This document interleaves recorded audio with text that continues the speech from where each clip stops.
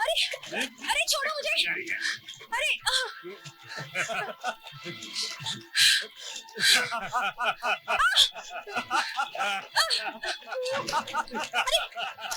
अरे हटो, मुझे जाने दो। क्या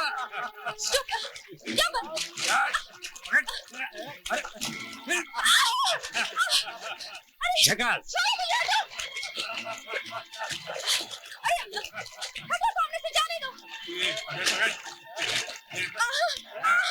कहाँ जा रही मेरी जान? अरे मेरा हाथ छोड़ो, छोड़ो मेरा हाथ।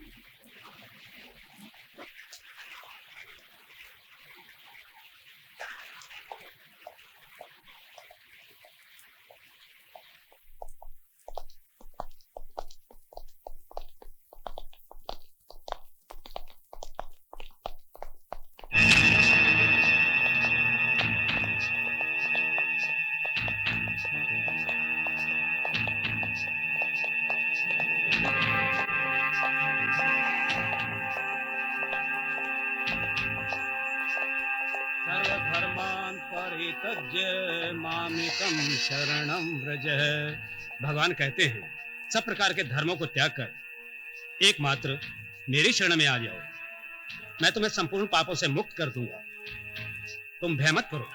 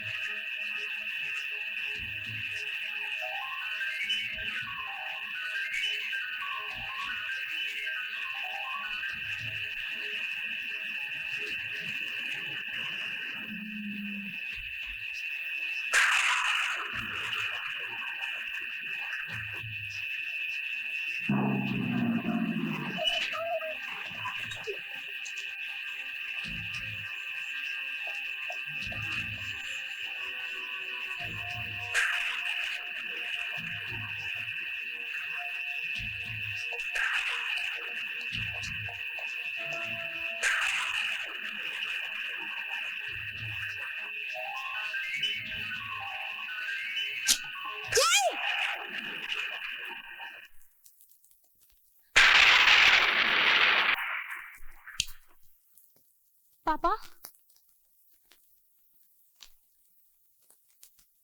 पापा पापा वो लोग उसे मार डालेंगे। पापा पापा मेरे जय को बचा लीजिए। पापा पापा मेरे जय को बचा लीजिए। खबरदार जो दोबारा उसका नाम इस घर में लिया तो। नहीं पापा, ऐसा मत कहिए। जय खूनी नहीं है पापा, उसे तो फंसाया गया है। जय तो मेरी सासें हैं पापा, मैं अपनी सासों के बिना जिंदा कैसे रह पाऊंगी। मुझे मेरा जय लौटा दीजिए पापा, मुझे मेरा जय लौटा दीजिए पापा। बेवकूफ लड़की, मर गया है वो तुम्हारे लिए। दुनिया की कोई भी ताकत अब उसे बचा नहीं सकती। उसे भूल जाने में ही तुम्हारी भलाई है, क्योंकि अदालत अपना फैसला सुना चुकी है। नहीं पापा, ये अदालत का फैसला नहीं था, ये तो आपका फैसला था। आपने ही मेरे जय को मुझसे छीन लिया। मैं आपको कभी माफ नहीं करूंगी पापा। Damn it.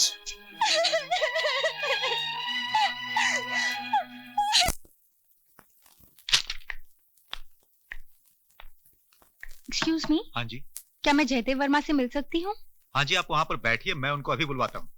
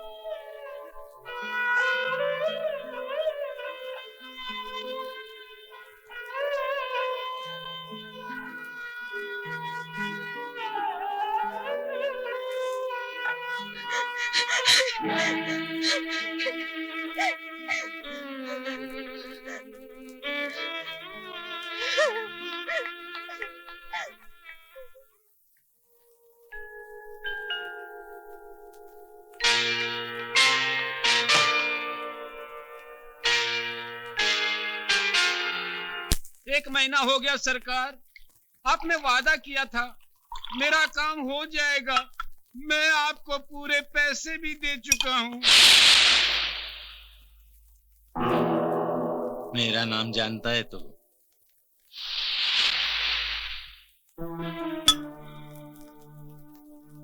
मेरा नाम दादू वाघमारे है। तू समझता होगा कि मैंने जिंदगी में बहुत वाघ मारे। नहीं, मैंने आज तक एक भी वाघ नहीं मारा। लेकिन हाँ, अगर किसी ने मेरा हुक्म नहीं माना ना, तो मैं उसको मुर्गी की तरह तड़पा तड़पा के मारता हूं। पड़ पड़ा पड़ा पड़ा पड़ा। तेरे को एक बार बोला कि तेरा काम हो जाएगा, फिर भी तू इधर आके टपका। ये मेरा घर है कि तेरे बाप का तबेला है? हाँ, अगर तेरे को मेरे थोपड़े से इतना प्यार है ना, तो मेरी एक फोटो लेके जा। रात को सोते वक्त अपने सीने से चिपका के सो जा। चल जा चल। हट हट जा। और सुन। जी सरकार। आज के बाद तू इधर गलती से भी नजर आया ना, तो तू इस दुनिया को कभी नजर नहीं आएगा, समझा? जी सरकार। चल।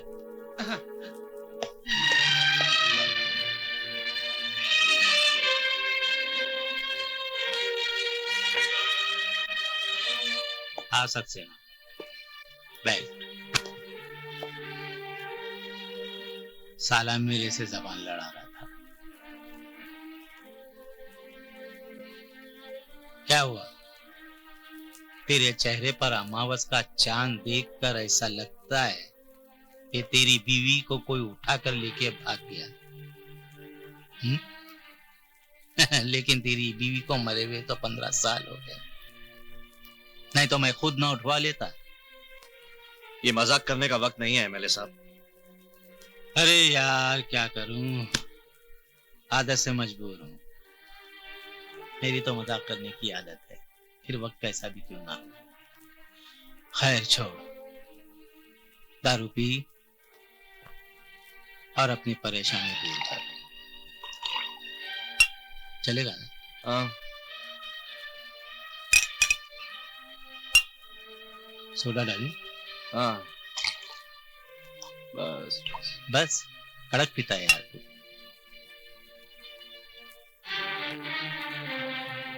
चीयर्स।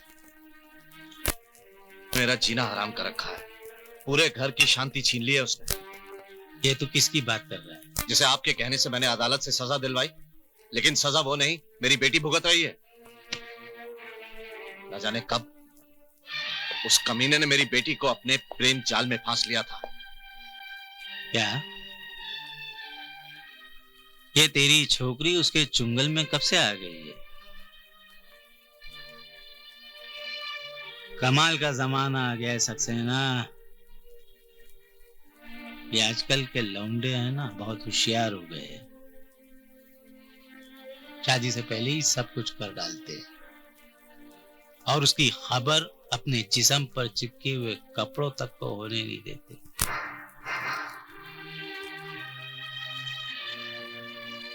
खैर हटा छोड़, इसमें तेरे को परेशान होने की कोई जरूरत नहीं है। तेरे को मालूम है कि हर दर्द का इलाज है वक्त, टाइम। तू ऐसा कर, अपनी छोकरी को इस शहर से कुछ दिनों के लिए बाहर भेज दे। कुछ दिनों के बाद वो छोकरी इस छोकरे को भूल जाएगी, समझा के नहीं?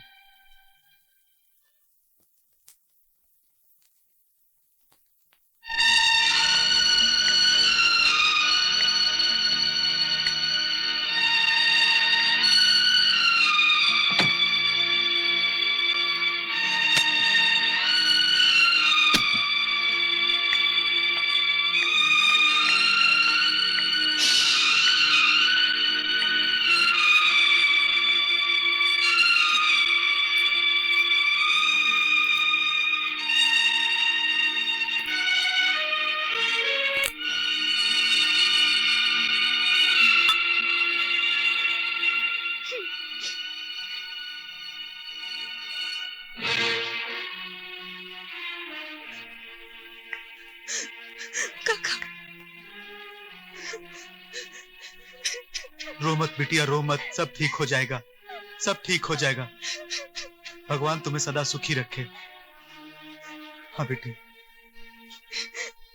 चलती हूँ काका।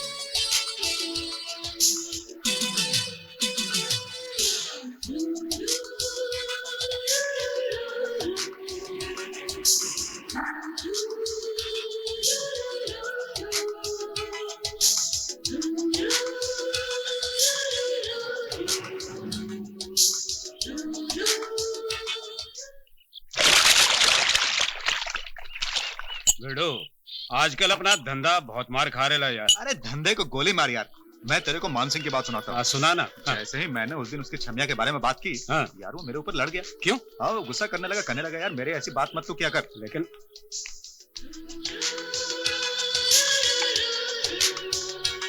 इसके बाप ने हमारे शिवा को 7 साल के लिए मुंह छिपाने के लिए मजबूर किया।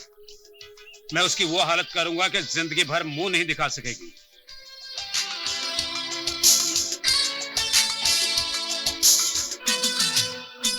लो आ गई।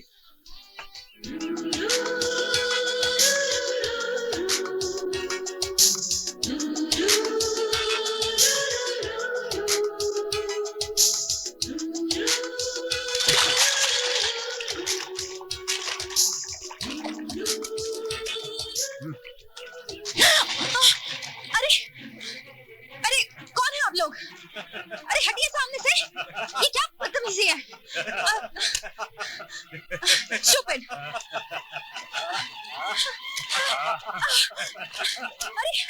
अरे छोड़ो मुझे।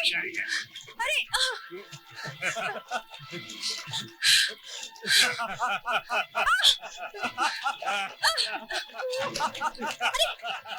अरे हटो, मुझे जाने दो। क्या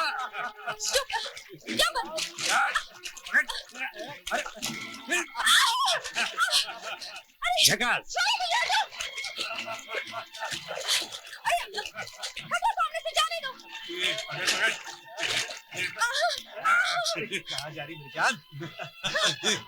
अरे मेरा हाथ छोड़ो, छोड़ो मेरा हाथ।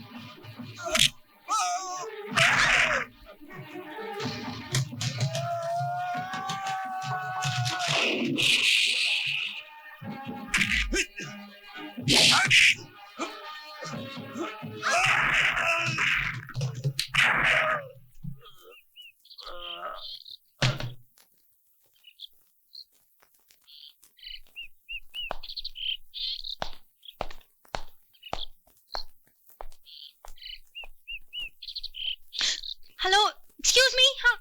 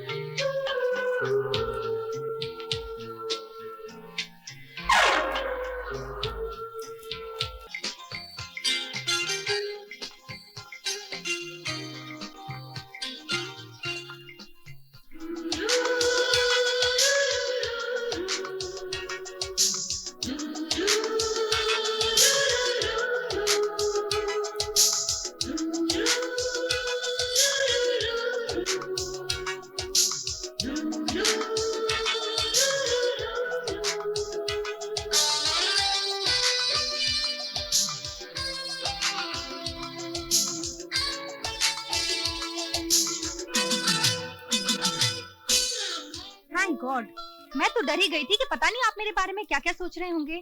दरअसल हुआ यूं कि उस दिन जब मैं स्विमिंग करने के लिए पानी में कूदी तो अचानक पता नहीं वो गुंडे कहाँ से आ गए और मेरे साथ बदतमीजी करने लगे।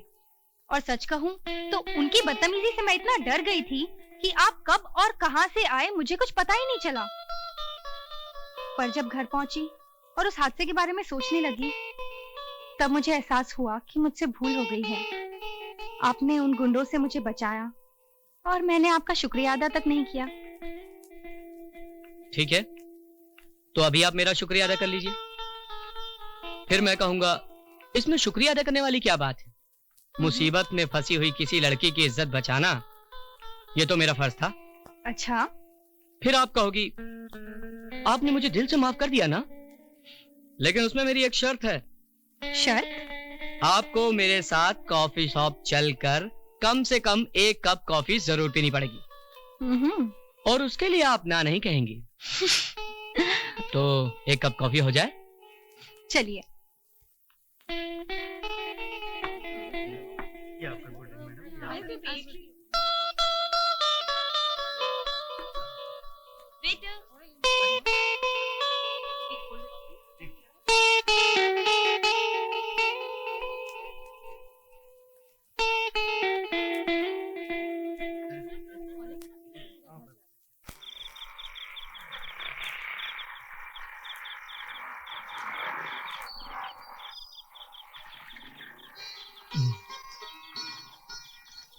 मैम साहब, आपका घर आ गया। मेरा घर तो वहाँ है जहाँ तुम रहते हो। ओहो विशु, उतर भी जाओ। ओफो जय, पता नहीं तुम कब मेरी बात को सीरियसली लोगे। बाय। बाय।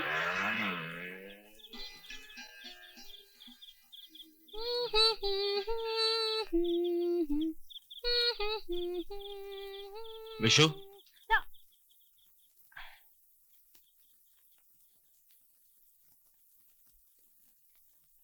अरे पापा, आप अभी तक सोए नहीं? कौन था वो? कौन? मैंने पूछा कौन था वो? जय। पापा, मैं जय के बारे में आपको बताने ही वाली थी। क्या बताने वाली थी? कि तुम उससे प्यार करती हो, उससे शादी करना चाहती हो? पापा, जय एक अच्छा लड़का है। अच्छा, क्या करता है ये अच्छा लड़का? मैकेनिक है। मैकेनिक है। और तुम कौन हो? कौन हो तुम? जवाब दो। तुम इस शहर के मशहूर वकील सक्सेना की बेटी हो। देखो बेटी, अपने बाप की इज्जत सरेआम उछाल कर उसे हमेशा के लिए शर्मिंदगी में जीने के लिए छोड़ देना तुम्हें अच्छा लगेगा? नहीं ना? इसलिए बेटा, मुझे वचन दो कि आज के बाद तुम उससे कभी नहीं मिलोगी। वचन दो बेटा। नहीं पापा। शाबाश, शाबाश बेटे।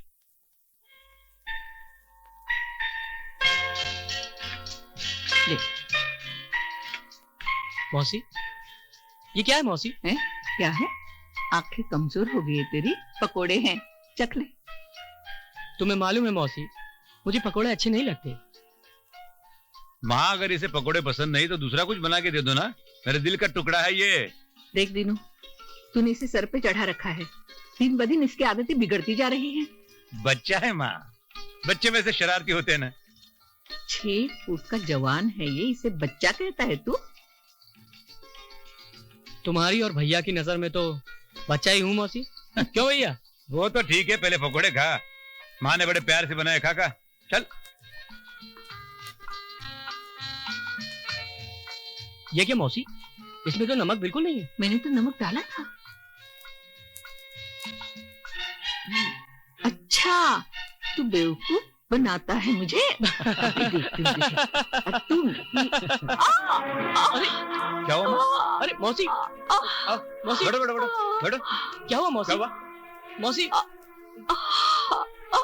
मौसी मैं तो यूं ही मजाक कर रहा था। तू मजाक कर रहा था? हाँ ये मजाक कर रहा था। मौसी को मजाक करना नहीं आता है क्या? हाँ। मैं भी मजाक कर रही थी।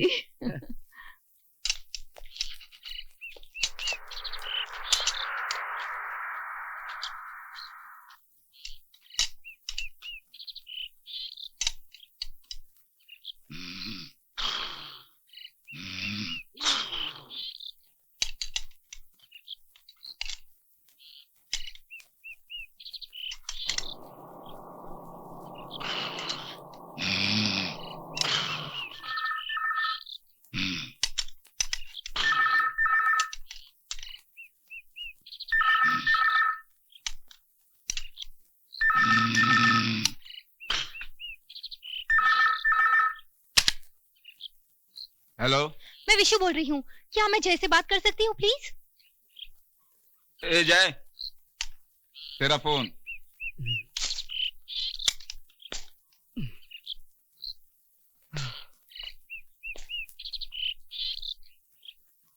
हेलो। जय, जय मैं बहुत परेशान हूँ जय। क्या बात है विशु? तुम ठीक तो हो ना?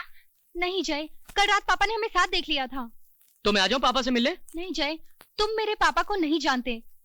उन्होंने मुझे तुमसे मिलने के लिए मना कर दिया है। मैं तुम्हारे बगैर नहीं जी सकती जय।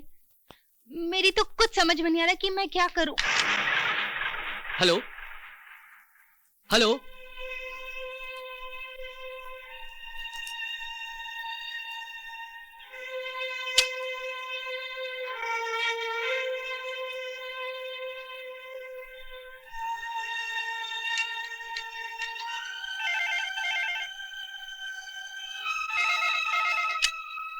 Hello hello. क्या क्या हुआ? फोन पे उसका बाप था यार।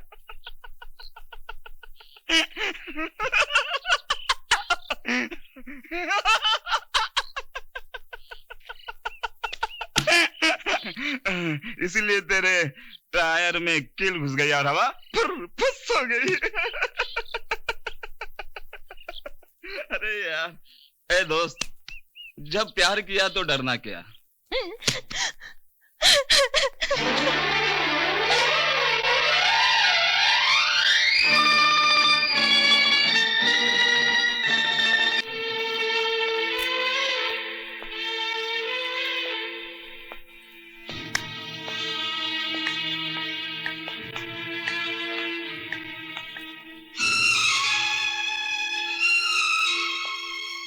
कहाँ गई थी? जय से मिलने। मेरे लाख मना करने पर भी? पापा, मैं जय से प्यार करती हूँ, उससे मिलती हूँ और मिलती रहूंगी।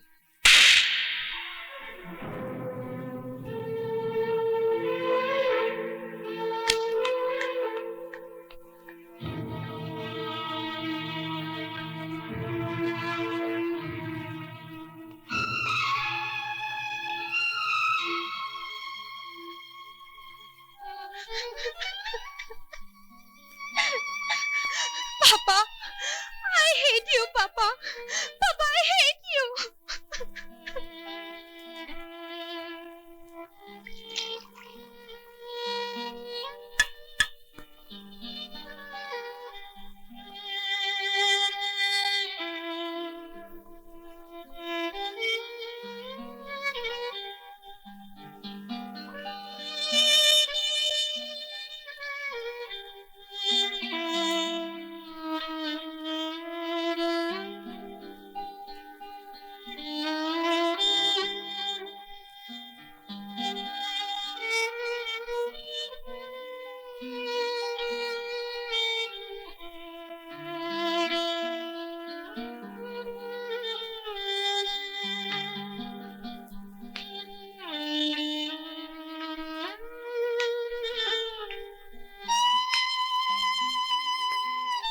देखा देखा तुमने जानकी? इतनी सी थी जब तुम उसे मेरे पास अकेला छोड़कर चली गई। क्या कमी रह गई थी मेरे प्यार में? जो मेरे साथ ऐसा बर्ताव कर रही है? आज वो एक पराया उसके लिए अपना हो गया और मैं पराया हो गया। अब कैसे कैसे समझाऊं उसे? तुम ही बताओ जानकी, मैं क्या करूं?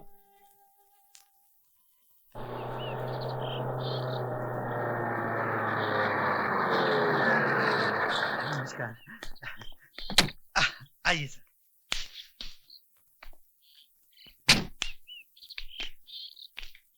स्वागत है आपका, आइए। आप भी आए हैं? आइए सर।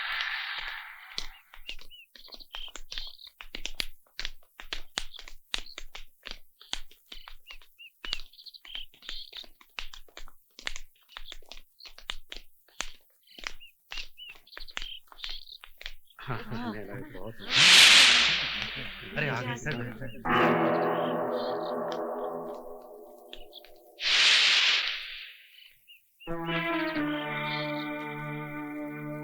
नमस्कार।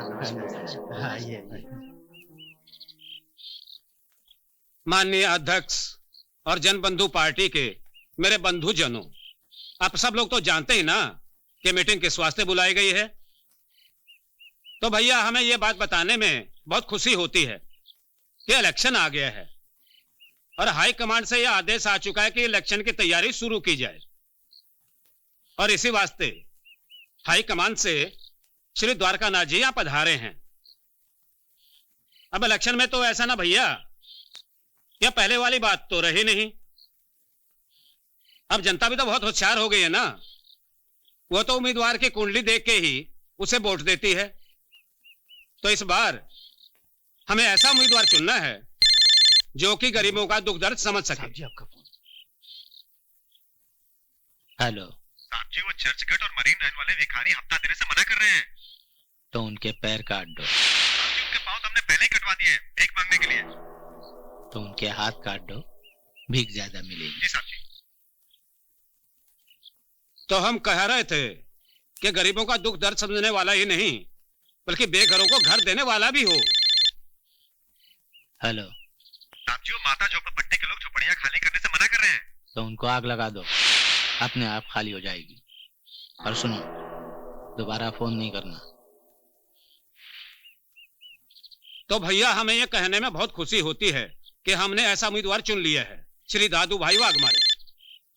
हेलो हाँ साहब जी, एक महिला आपसे मिलना चाहती है। कहती है म्युनिसिपालिटी में हो रही महिलाओं की भर्ती में उनके साथ इंसाफ नहीं हुआ। क्या उम्र है उसकी? यही कोई 20-22 साल।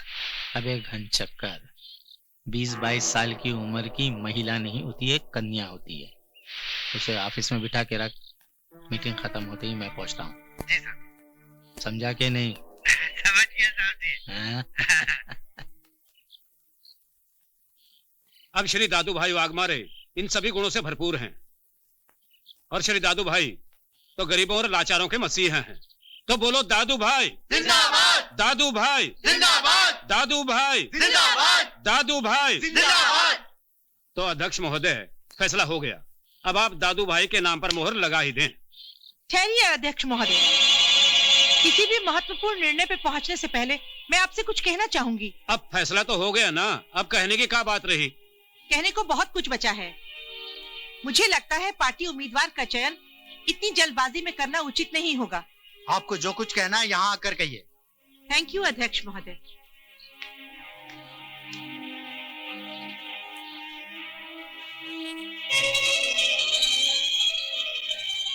भाइयों और बहनों, जैसा कि अभी कृपा शंकर जी ने बताया कि अब इलेक्शन लड़ना आसान नहीं रहा, तो हमें जल्दबाजी से काम लेने के बजाय 10 बार सोच समझकर एक एक उम्मीदवार के बारे में फैसला लेना चाहिए।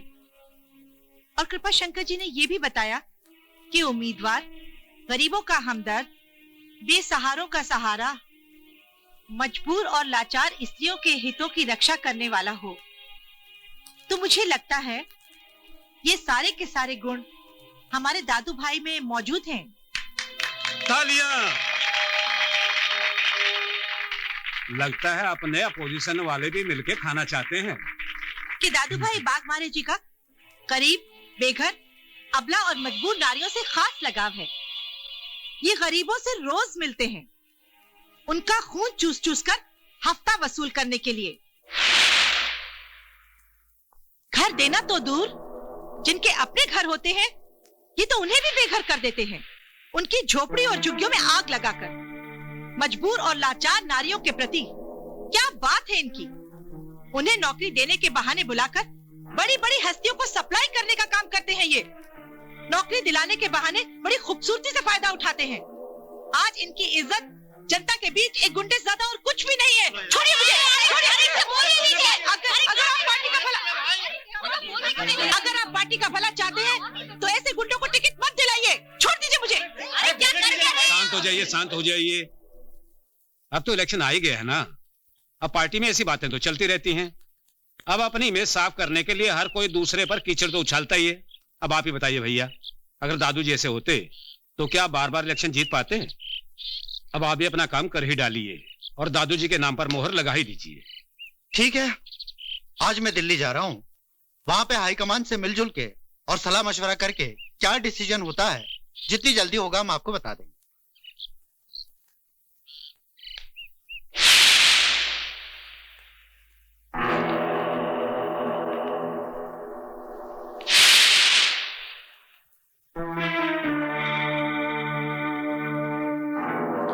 इसमें इतना परेशान होने की कोई बात नहीं है ना दादू भाई। अब पॉलिटिक्स में तो ऐसा होता ही रहता है। अरे तेरी पॉलिटिक्स गई भाड़ में, बात करता है। ये सब तेरे ही कारण हुआ है कृपा शंकर। तेरे ही बहकावे में आकर मैंने ये मीटिंग रखी और हुआ क्या? वो बाई मेरी घर में आके मेरे ही थोपड़े पर गोबर फेंक के चली गई और मैं हिलाते रह गया। उस वक्त मेरे को बहुत गुस्सा आया था। मां कसम, अगर उस वक्त मेरे हाथ में मोबाइल की जगह रिवॉल्वर होता ना तो अब तक उसकी तस्वीर दीवार पर लटकी होती। तो हमें क्या पता था कि ऐसा कुछ होगा। हम तो ये सोच के यहाँ मीटिंग बुलाए ताकि कोई अपना मुंह ना खोले। अब पता नहीं ये देवी जी कौन ठर्रा लगाई थी, लेकिन एक बात हमारी समझ में नहीं आई दादू भाई। क्या? ये देवी जी हम का बदनाम कर रही हैं, ये तो हम समझ रहे हैं, पर ये तरफदारी किसकी कर रही हैं ये अभी तक हमारी खोपड़िया में नहीं आ रहा है ना। अरे बाप रे, अभी तक नहीं मालूम है?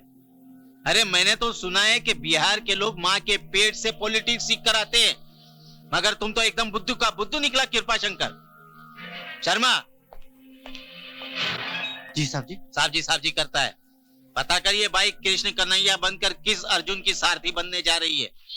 डॉक्टर दिनकर पांडे? हाँ, डॉक्टर दिनकर पांडे को पब्लिक भी बहुत चाहती है और ऐसे आदमी को पार्टी का उम्मीदवार बनाने से हमारी पार्टी को बहुत फायदा ही होगा। हाँ, देखिए, कोशिश करना हमारा काम है। हाँ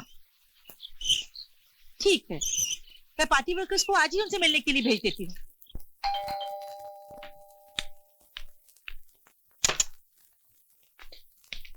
नमस्ते।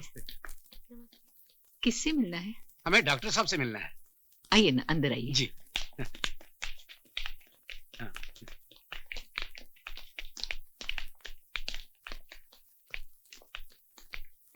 बैठिए ना, मैं डॉक्टर साहब को बुला के लाती हूँ। जी जी, बैठिए।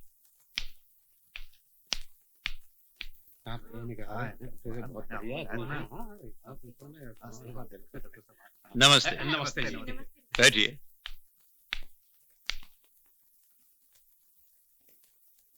कहिए। डॉक्टर साहब, हम लोग जनबंधु पार्टी के कार्यकर्ता हैं। खास तौर पर माया दीदी के कहने पर हम आपसे मिलने के लिए आए हैं। अच्छा, तो कहिए, मैं आपके लिए क्या कर सकता हूं? डॉक्टर साहब, आप तो जानते ही हैं कि इलेक्शन सर पे आ रहा है और माया दीदी चाहती हैं कि ये इलेक्शन आप हमारी पार्टी की तरफ से लड़ें। इलेक्शन? माफ कीजिए, और वैसे मैं राजनीति में किसी भी प्रकार की दिलचस्पी नहीं रखता।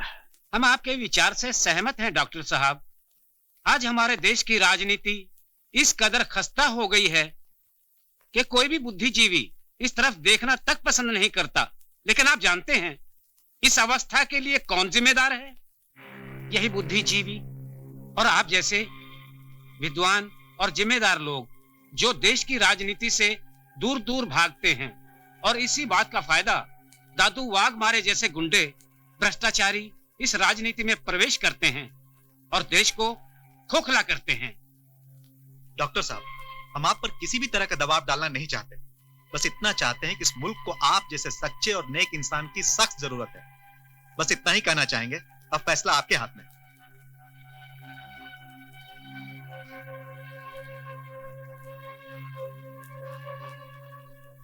देखिए, आप लोगों ने तो मेरी अंतरात्मा को ही झंझोड़ के रख दिया।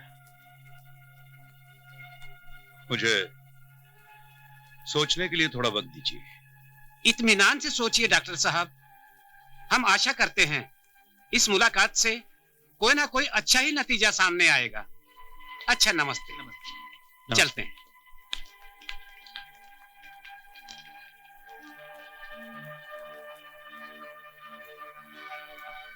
शायद प्रभु की यही इच्छा होगी बेटा।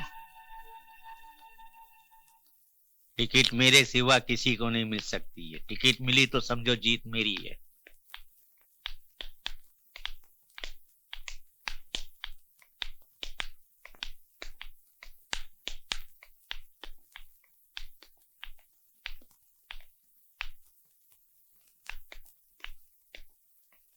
बैठो बैठो।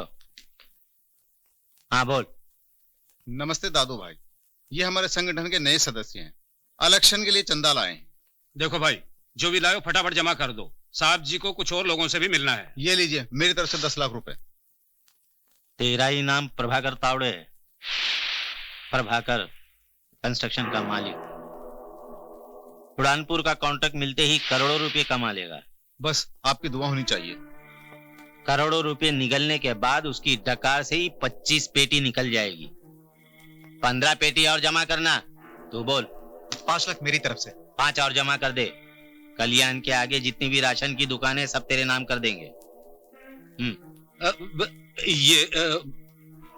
ये धवनिया तेरी फटक्यू रही है। पैसा देने के लिए तेरे हाथ क्यों कांप रहे हैं? भाई जी, सुना है इस बार इलेक्शन का टिकट दिनकर पांडे को दिया जा रहा है।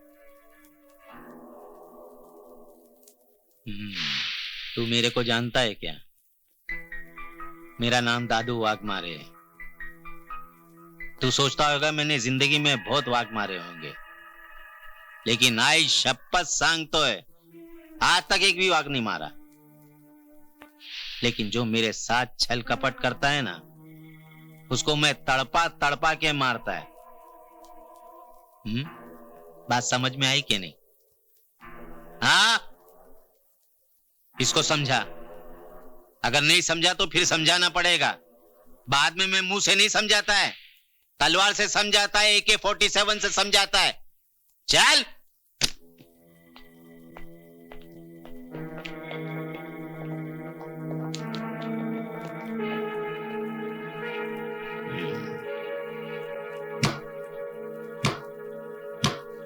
डॉक्टर दिनकर पांडे।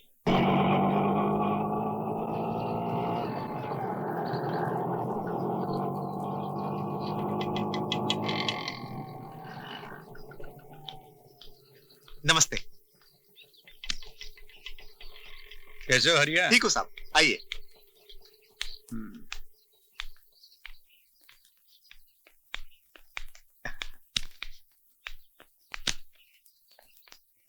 अब कैसी तबीयत है चाची? अभी ठीक है बेटा, थोड़ा सा। पेट का दर्द कम हुआ या नहीं? हाँ, कम हो गया। सच कहूं डॉक्टर साहब, हमारी चाची को दवाई से ज्यादा आपके दर्शन की जरूरत है। जहां आपका दर्शन हुआ, हमारी चाची का दर्द गायब।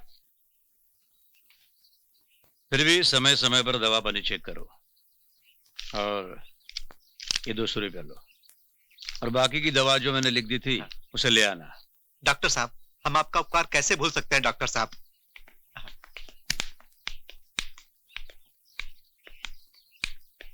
डॉक्टर साहब, मुझे माफ कर दो, मुझे माफ कर दो। अरे मंगल, ये क्या कर रहे हो? डॉक्टर साहब, शराब के नशे में मैंने ना जाने क्या क्या बुरा भला कह दिया आपको। बाद में मुझे एहसास हुआ कि मैंने बहुत बड़ा पाप किया है। देखो मंगल, शराब के नशे में तुमने मुझे भला बुरा कहा, इस बात का मुझे बुरा नहीं लगा, लेकिन शराब के नशे में तुमने अपने बीवी पे हाथ उठाया, ये मुझे अच्छा नहीं लगा। मंगल, शराब घर परिवार को बर्बाद कर देती, तबाह कर देती है। हो सके तो इसे दूर रहने की कोशिश करो। डॉक्टर साहब, भगवान को तो मैंने नहीं देखा, लेकिन मैं आपकी कसम खा के कहता हूँ कि अब मैं शराब को हाथ नहीं लगाऊंगा। डॉक्टर साहब, आपने तो हम सब लोगों की जिंदगी ही बदल दी। आपके कहने के मुताबिक हम सब ने मिलके देखिए बस्ती को कैसे साफ सुथरा कर दिया है ना। ये तो अच्छा ही हुआ। बीमारी से दूर रहने का इससे अच्छा और कौन सा तरीका हो सकता है। बीमारी की जड़ तो गंदगी होती है। हम सब गंदगी फैलाते हैं, बीमार पड़ जाते हैं, और हमारी मेहनत की कमाई में से आधी से ज्यादा कमाई हम इलाज पे खर्च करते हैं। इसलिए हमारे आसपास का इलाका साफ सुथरा होना बहुत जरूरी होता है। इससे बीमारियां दूर रह जाती है और उस बीमारी के इलाज पे होने वाला खर्च भी बच जाता है। चलो, ये तो खुशी की बात है कि आप लोगों ने सही दिशा में कदम उठाया है। अब आप लोगों के लिए भी मेरे पास एक खुशखबरी है। अदालत ने हमारी अपील मंजूर करके फैसला भी हमारे पक्ष में किया है। अब आपके ये घर कोई भी तोड़ दे सकेगा और ना ही तो आपको यहां से कोई हटा सकेगा। पानी के नए कनेक्शन भी बहुत जल्द लग जाएंगे। आप महान है डॉक्टर साहब, महान है। पता है आपने हम लोगों के लिए क्या कुछ नहीं किया। हरिया, तुम लोगों के चेहरे पर यह जो खुशी देखता हूं तो मुझे बहुत आनंद होता है। मैं भी तुमसे वादा करता हूं, यह खुशी बरकरार रखने के लिए अगर कभी भी मुझे मेरे प्राणों की भी आहुति देनी पड़ी तो मैं पीछे नहीं हटूंगा।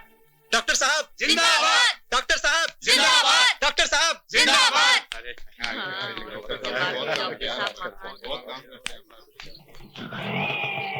अच्छा, नमस्ते, चलो।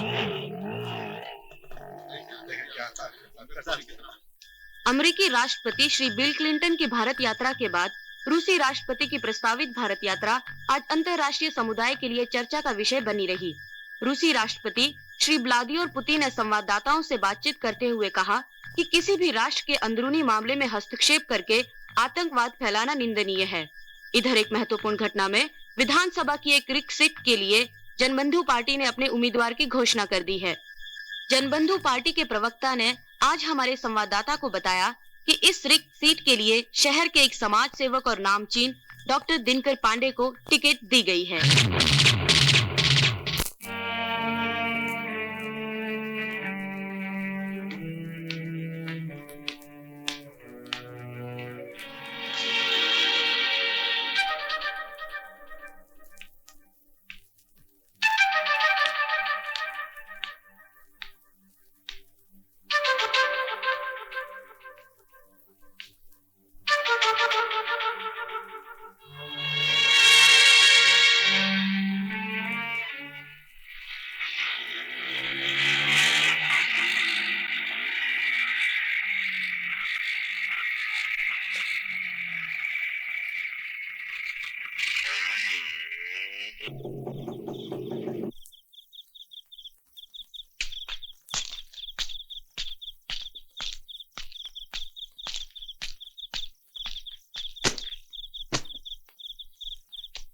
Oh my God.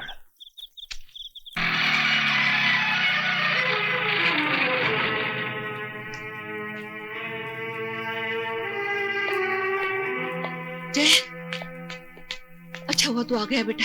क्या हुआ मौसी? एक आदमी आया था, तेरे भैया को बुला कर ले गया, लेकिन शक्ल सूरत से अच्छा नहीं लग रहा था। देख मैं तो डर गई हूँ, दिनकर को कुछ हो गया तो। तू डर मत मौसी, मैं अभी देखता हूँ भैया को।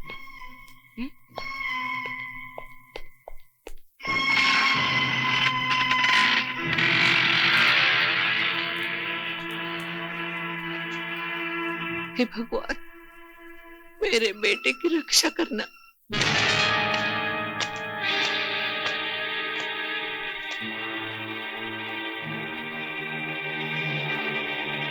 उसकी हालत काफी गंभीर है, इसे अस्पताल ले जाना पड़ेगा। आइए जरा हाथ लगाइए। हाँ चलो ले चलो भाई, चलो ले चलो।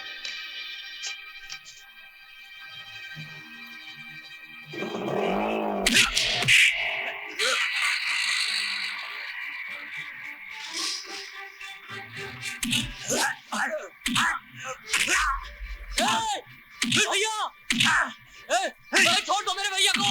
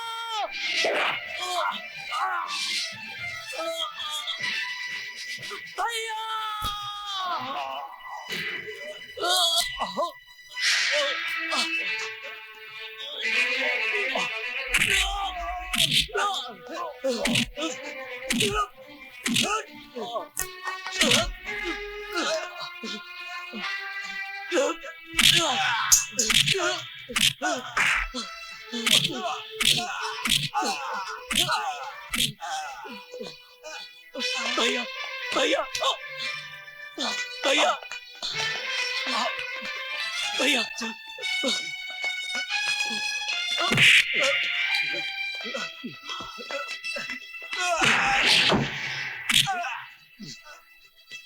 बता बता किसने भेजा तुझे? बता किसने भेजा तुम लोगों को? बता बता बता बता कुत्ते, बता किसने भेजा तुम लोगों को?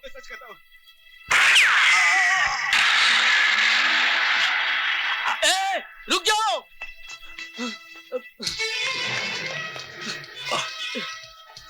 भैया भैया भैया बताओ कौन थे वो लोग?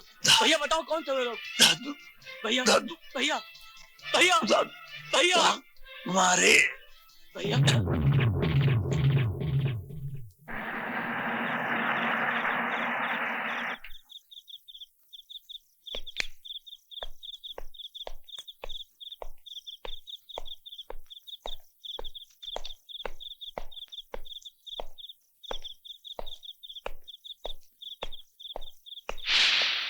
आओ खान साहब आओ।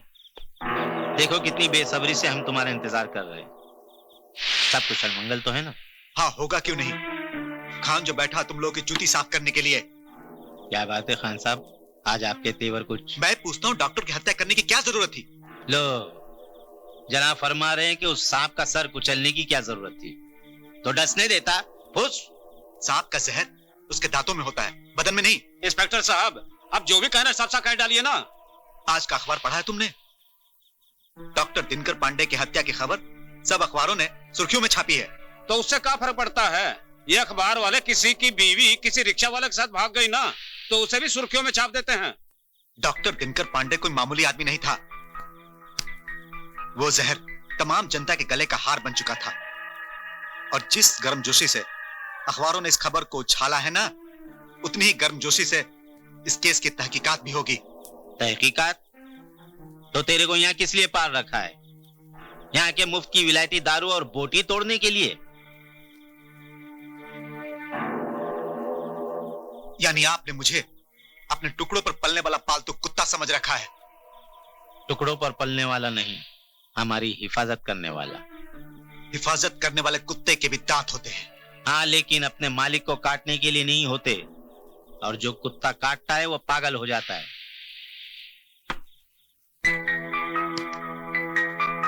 पता नहीं किस रिश्वतखोर मंत्री ने इसे पुलिस फोर्स में भर्ती करवा दिया। हवलदार बनने के काबिल नहीं, पुलिस इंस्पेक्टर बना दिया। दादू भाई, लगता है आप ही का कोई बड़ा भाई होगा। खान साहब मेरी बात तो सुनिए। खान साहब, बुरा क्यों मानते हैं? देखिए, साहब जी के दिमाग का संतुलन फिलहाल ठीक नहीं है। उनकी बातों का बुरा मत मानिए। वो क्या है कि पार्टी का टिकट उनके हाथों से निकल गया ना, तो इसलिए थोड़ा बखलास से गए हैं, इसलिए पागलों जैसा बर्ताव करते हैं। वो उस डॉक्टर की हत्या उसी पागलपन का नतीजा है। विनाश काले विपरीत बुद्धि। आदमी के सर पर जब मौत मंडाने लगती है ना, तो ऐसे पागलपन के झटके लगते हैं। ये तो चलता है खान साहब। अच्छा, आप मुझे वो सारी बातें बता दें जो आप साहब जी को बताने वाले थे, ताकि मैं उनको कुछ समझा सकूं। ठीक है, तो अपने साहब जी से कह देना कि कल से खान नहीं, उसका बाप आ रहा है थाने का इंचार्ज बनकर। साहब जी का बाप? लेकिन साहब जी के बाप को तो मरे हुए काफी अरसा हो गया। तो दूसरा बाप? हाँ, समझ गया। लगता है साहब जी के दो बाप हैं। लेकिन थाने में दूसरा बाप कौन आ रहा होगा?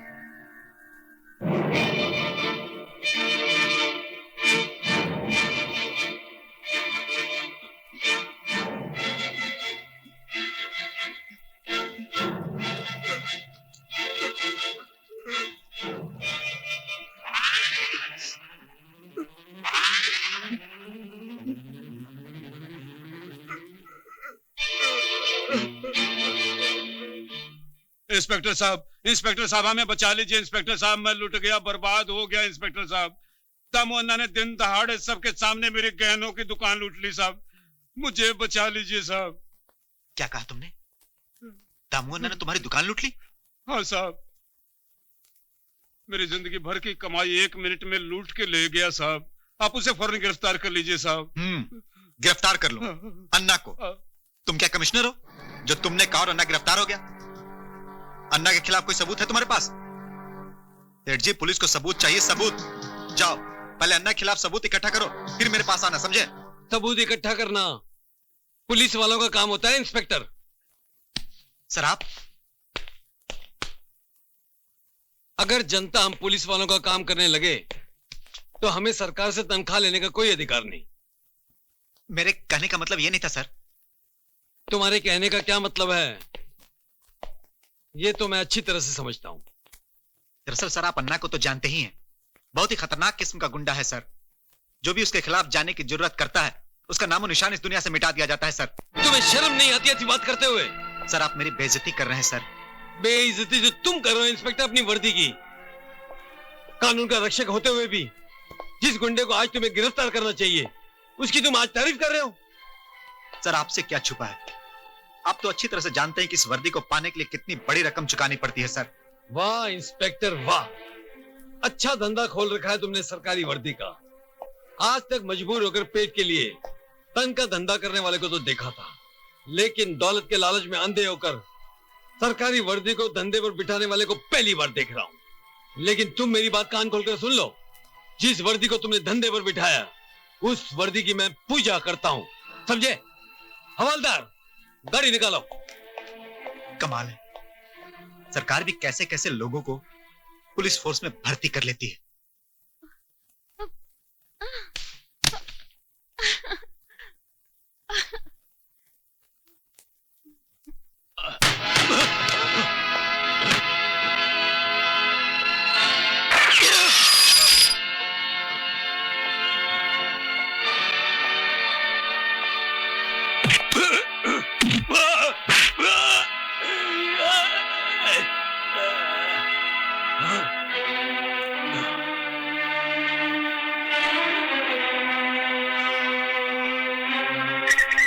साला हरामखोर, कल तक एक मामूली जेब कतरा था, आज शहर का डॉन बनने के सपने देख रहा है।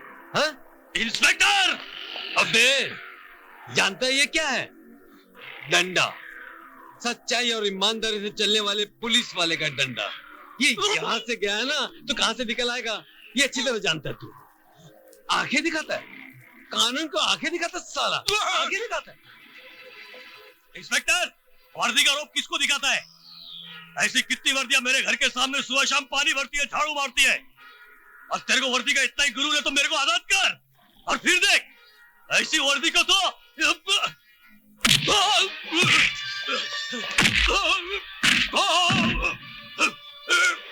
मेरी वर्दी पे दाग लगाने से पहले तेरी अंदर की गंदी नालियों में पैदा हुई गलत फहमियों को दूर कर दूंगा। Get up! Get up!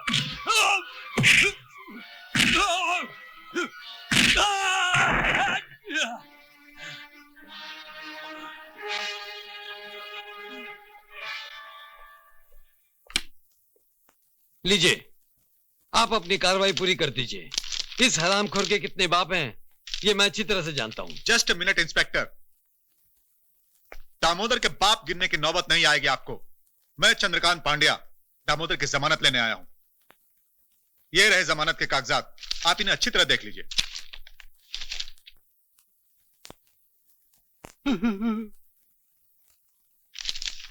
Havildar जी साहब, दामोदर को छोड़ दो। ये आप क्या कर रहे हैं इंस्पेक्टर साहब? एक मुजरिम को यूं ही रिहा कर रहे हैं। मैं लुट जाऊंगा सर, बर्बाद हो जाऊंगा। आई एम सॉरी सेठ जी, कोर्ट ऑर्डर के आगे मैं क्या कर सकता हूं? अब तू सही बोला इंस्पेक्टर, तेरा घाव मैं याद रखूंगा और जाते जाते एक नसीहत देकर जाऊंगा। तालाब के मछुआरे सागर के मगरमच्छ को पकड़ने की कोशिश कभी नहीं करते, तू भी मत करना, वरना तेरा मैं वो हशर करूंगा कि सारा पुलिस डिपार्टमेंट कांप उठेगा। Get out you!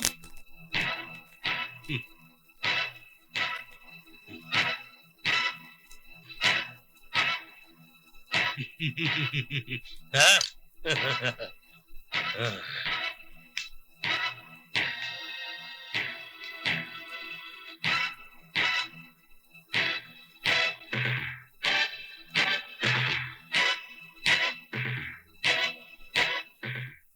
लोगों ने जो दिन रात मेहनत करके मुझे जिताया है, उसके लिए मैं आप सबका आभारी हूं।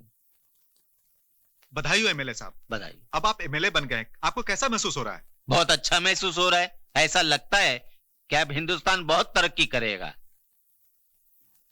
जरूर करेगा, लेकिन आप इस बार एमएलए बने हैं, कल को आप चीफ मिनिस्टर भी बनेंगे, तो आप इस देश के लिए क्या अच्छा क्या बुरा सोचते हैं? हम लोग सिर्फ अच्छा सोचते हैं, बुरा कभी सोचा ही नहीं है। आज तक हमने अच्छा ही किया है, और आज जो हमारी जीत हुई है वो सत्य की जीत हुई है और बुराई की हार हुई है। दादू भाई जिंदाबाद, दादू भाई जिंदाबाद, दादू भाई जिंदाबाद।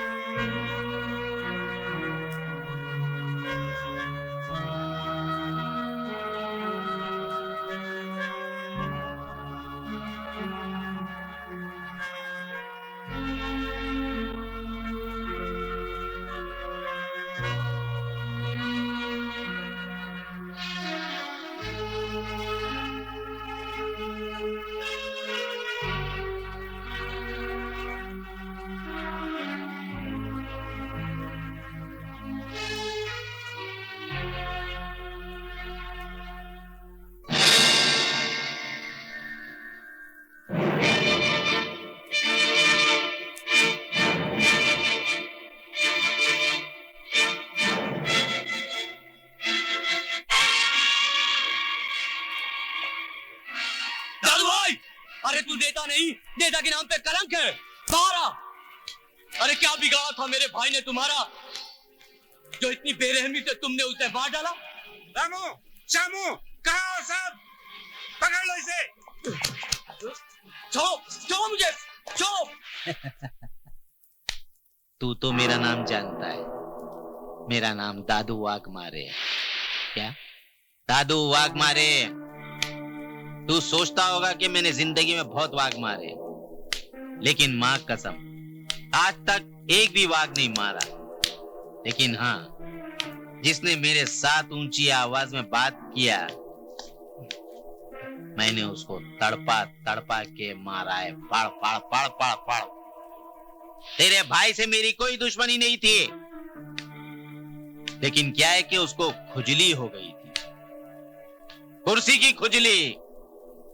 और ये खुजली जब लगती है तो बड़े बड़े फड़फड़ा जाते, पागल हो जाते। पागल तो तू हो गया है दादू भाई। तूने मेरे भाई को मारकर अपनी मौत की कब्र स्वयं खोद ली है। मुझे अपने भाई की सौगंध है, जिन हाथों से अपने भाई की चिता को आग लगाई है, उन्हीं हाथों से मैं तेरी चिता को आग लगा दूंगा, तुझे इस दुनिया से मिटा दूंगा।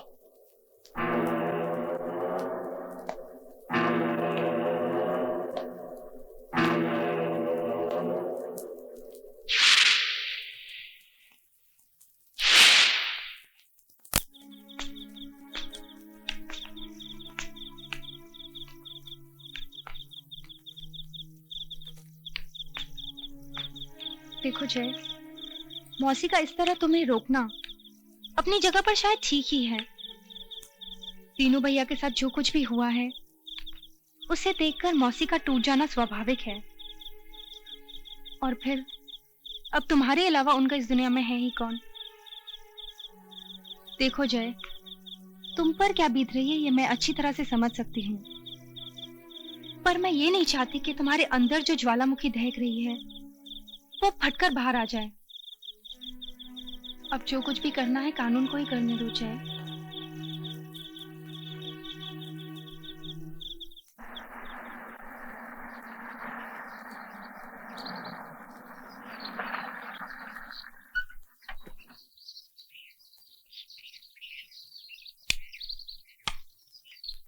भाई इंस्पेक्टर मिलने को आया।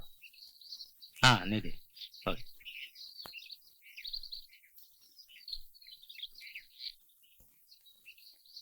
दादू भाई बोल। मैं आपसे दिनकर पांडे की हत्या के सिलसिले में कुछ पूछताछ करने आया हूं। दिनकर पांडे? जी हाँ, दिनकर पांडे बहुत अच्छा इंसान था, नहीं कि इंसान था।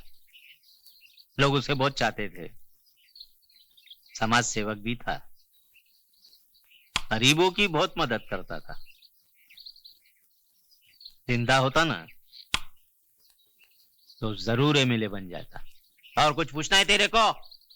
हाँ दादू भाई, पूछना तो बहुत कुछ है, लेकिन मैं आपको ये बता दूं कि पुलिस को शक है कि दिनकर पांडे की हत्या में कहीं न कहीं किसी न किसी तरह का आपका हाथ जरूर है, और आप बहुत जल्द पुलिस के घेरे में आने वाले हैं। तू मेरे को जानता है मैं कौन हूं? मेरा नाम दादू वाघमारे है। तू सोचता होगा मैंने जिंदगी में बहुत वाघ मारे, लेकिन आज शपथ सांगतो है एक भी वाघ मैंने नहीं मारा, एक भी वाघ नहीं मारा। लेकिन हाँ, जिसने भी मेरे दामन पर कीचड़ उछालने की कोशिश की, उसका अंजाम क्या होता है वो मैं तो क्या, ऊपर बैठा परमात्मा भी नहीं जानता। समझा क्या?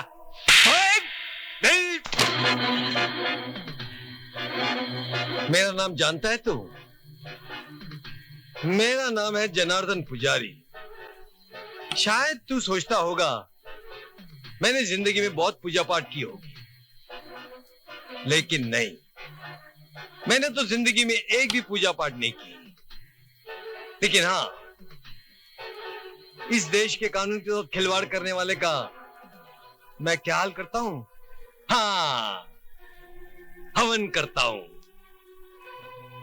शायद तू ये नहीं जानता, दादू भाई वाघमारे, अगर मैं चाहूं तो तुझे इसी वक्त घसीटकर हवालात में बंद कर सकता हूं, लेकिन नहीं, मैं तुझे गिरफ्तार करने नहीं आया हूं।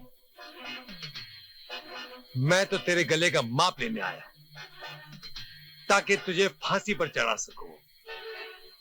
मैं तुझे डॉक्टर दिनकर पांडे का खून इतनी आसानी से हजम करने नहीं दूंगा। चल।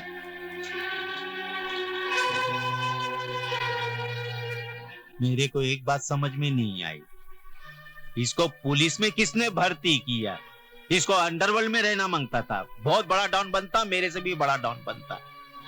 मेरे को लाफा मार के गया, इसकी हिम्मत तो देखो।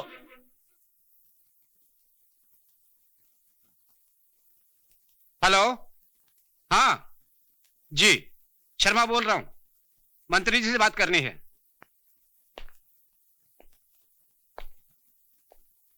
साहब जी, बात कीजिए। जरा छोटे मंत्री से बात कर लूं। हाँ, छोटे मंत्री जी। हेलो, मैं दादू वाघमारे बोलता है। हाँ दादू बोलो। अरे अब बोलने को रह क्या गया है? ये बोलने का टाइम नहीं है, कुछ करने का टाइम है। दिनकर पांडे का केस तो बहुत गर्म होता जा रहा है। अरे इसीलिए तो फोन किया है। एक बात बोलूं, बुरा नहीं मानना, आप छोटे मंत्री कम, दूध वाले भैया ज्यादा लगते हैं। अरे ये क्या है, आप लोग खाकी वर्दी वालों को इतना पावर देकर रखे कि वो इसी पावर से मेरी बत्तियां जला रहे। एक खाकी वर्दी वाला आया था, मेरी गर्दन का नाप लेके गया है। इससे पहले कि उसके हाथ मेरी गर्दन तक पहुंचे, उसका आप कहीं ट्रांसफर करवा दो। तुम तो जानते हो दादू की इंस्पेक्टर जनार्दन पुजारी कोई मामूली हवलदार नहीं है जिसे जब चाहे हटा दिया जाए। उसका नाम पुलिस डिपार्टमेंट में ही नहीं, जनता के दिलों पर भी लिखा है। हेलो हेलो हेलो, कट कर दिया। छोटे मंत्री को छोड़ बड़े मंत्री को लगा। बुर्ले साहब, मामला कुछ ज्यादा उलझता जा रहा है। हेलो, एक मिनट साहब, बड़े मंत्री साहब, दादू वाघमारे बोलता है। हाँ देखो दादू, मंत्री जी ने मुझे सब कुछ बता दिया है, तुम इस मामले को जरा ठंडा हो जाने दो। अरे ये मामला ठंडा होते होते मेरी अर्थी की राख भी ठंडी हो जाएगी।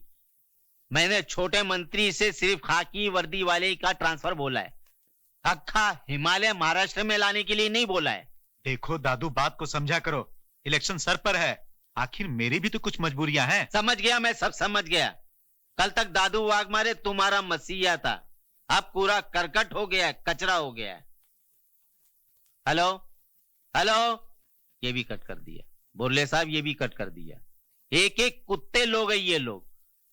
ऐसे टाइम पर हमारा साथ नहीं देते जब हमारी मुसीबत का टाइम आया, और माल खाने के लिए बहुत आगे आगे आ जाते हैं।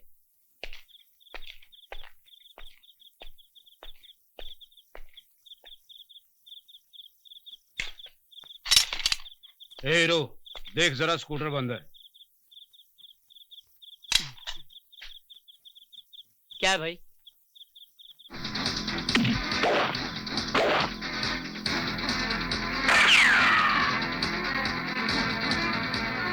अरे तू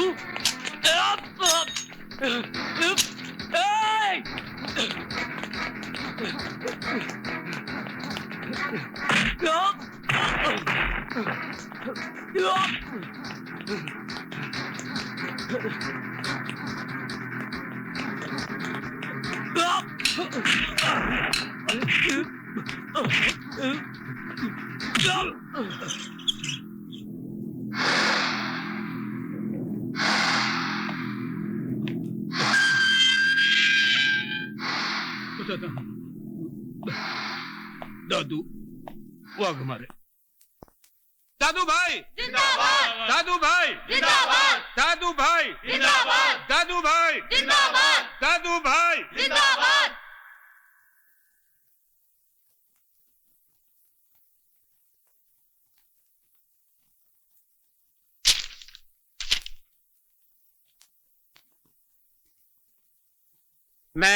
मैं दादू भाई वाघमारे ईश्वर को साक्षी मानकर शपथ लेता हूं कि ठहरिए।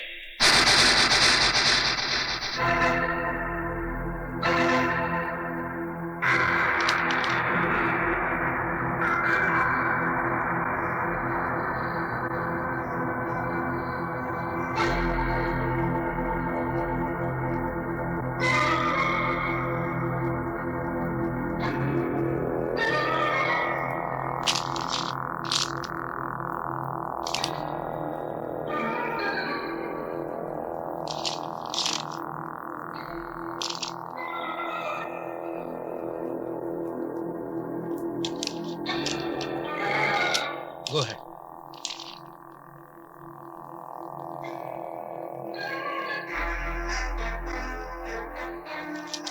You are under arrest.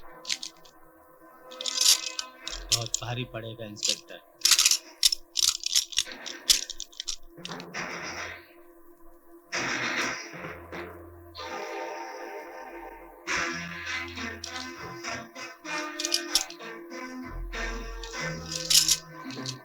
आप लोग घबराइए मत, ये अपोजिशन की बहुत बड़ी साजिश है।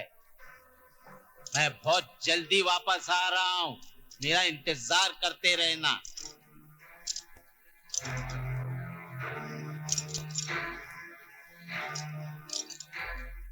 बहुत बुरा हुआ दादू वाघमारे, बहुत बुरा हुआ। दादू वाघमारे लाकअप में, आज तक कोई मेरे को लाकअप में नहीं पहुंचा सका। 1-2 टके का इंस्पेक्टर जनार्दन मेरे को लाकअप में पहुंचा दिया। कितना बड़ा पहाड़ टूटा है मुझ पर, मेरी तो इज्जत का फजीता हो गया, मैं तो कहीं का नहीं रह गया। साला 10-10 वकील रखा हूं, 10-10 वकील रखा हूं, लेकिन एक भी वकील काम का नहीं है। कोई मेरी जमानत लेके नहीं आ रहा है। कहां मर गए काले कोट वाले सब, किधर मर गए सब? दादू भाई, हाँ आपकी जमानत हो चुकी है, आप बाहर चलिए। क्या बोलता है? हाँ जी। एकदम सही बात है। हाँ साहब। अगर गलत हुआ तो तेरी जिंदगी की जमानत जब्त करवा दूंगा। चल। जी साहब। किधर है वो जनार्दन? शाबाश इंस्पेक्टर जनार्दन, शाबाश। सुना है आज तक तेरी बकरी दृष्टि जिस पर भी पड़ती है उसकी चड्डी गीली हो जाती है, लेकिन गलत, मेरी चड्डी गीली नहीं हुई है। हाँ, पीली जरूर हुई है। तूने मेरी चड्डी का रंग बदल दिया, मैंने तेरी वर्दी का रंग नहीं बदला। तो ये दादू भाई नामर्द बनना पसंद करेगा। नवाबजादे, नामर्द तो तुझे कानून बनाएगा। शुक्र कर, तेरी चड्डी का रंग पीला हुआ है, वक्त आने पर लाल भी बन जाएगा। अदालत ने सिर्फ तेरी जमानत मंजूर की है, जुर्म से बरी नहीं किया तुझे। वक्त आने पर कानून तुझे तेरे जुर्म की सजा जरूर देगा। दादू भाई बहुत चलिए। पछताएगा इंस्पेक्टर तू, बहुत पछताएगा। भाई बोलता है दादू वाघमारे से पंगा लिया है, जिंदगी से हाथ पैर मुंह सर सब धो लेगा।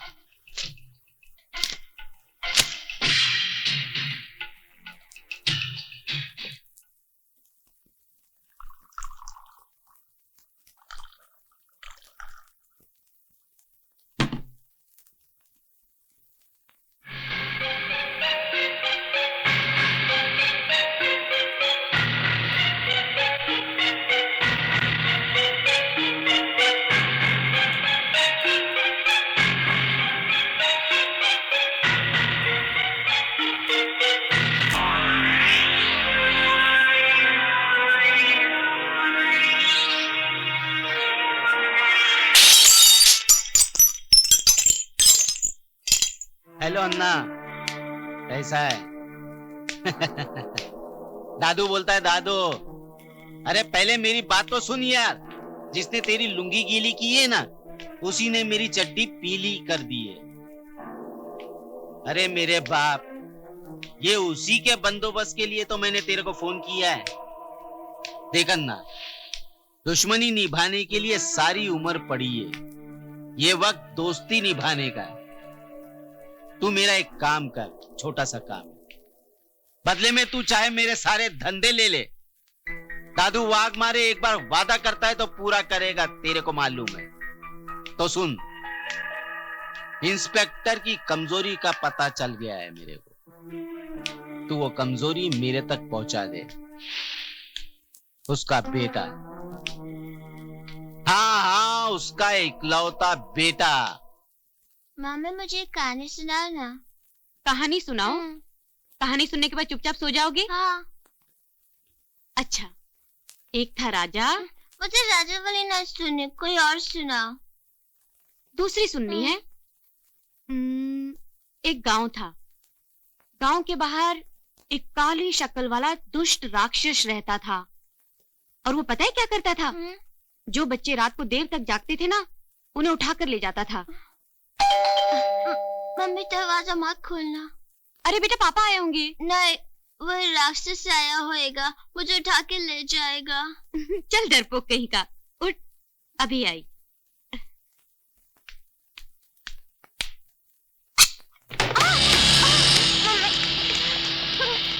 क्या चाहिए तुम लोगों को? कौन हो तुम लोग? दामू अन्ना, गांव के बच्चे अपने बाप को अन्ना कहते हैं, और मुंबई के सारे गुंडे मवाली मुझे प्यार से दामू अन्ना कहते हैं। क्या चाहिए तुम्हें? मम्मी। ये मुन्ना तेरा है? हाँ। बहुत प्यारा है, प्यारा बच्चा है। मैं बच्चों से बहुत प्यार करता हूँ। आज की रात ये बच्चा मेरे साथ रहेगा। छोड़ दो मेरे बेटे को, छोड़ दो। छोड़ दो मेरे बेटे को। हम इसका पूरा ख्याल रखेंगे, कल सुबह तक उसको उसकी मम्मी की याद नहीं आएगी। चलो।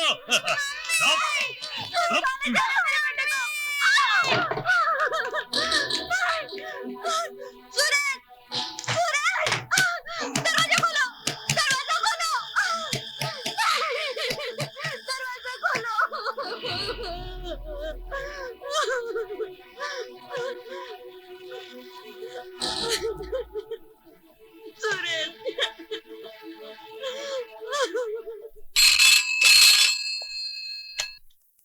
हेलो इंस्पेक्टर, तू शायद मेरा नाम जानता है, दादू वाघमारे। तू सोचता होगा मैंने जिंदगी में बहुत वाघ मारे, लेकिन माँ कसम मैंने आज तक एक भी वाघ नहीं मारा। लेकिन हाँ, जिसने मेरे साथ पंगा लिया मैंने उसको तड़पा तड़पा के मारा, फाड़ फाड़ फाड़ फाड़। हाँ, तूने मेरी चड्डी का रंग बदल दिया। मैंने भी अपना वादा पूरा किया, तेरे जिगर के टुकड़े किए, मतलब तेरे मासूम बेटे के छोटे छोटे टुकड़े कर दिए। उसकी माँ अपने बेटे के छोटे छोटे टुकड़े देखकर रो रो कर तड़प तड़प कर मर गई। माँ कसम मेरे को ये अच्छा नहीं लगा।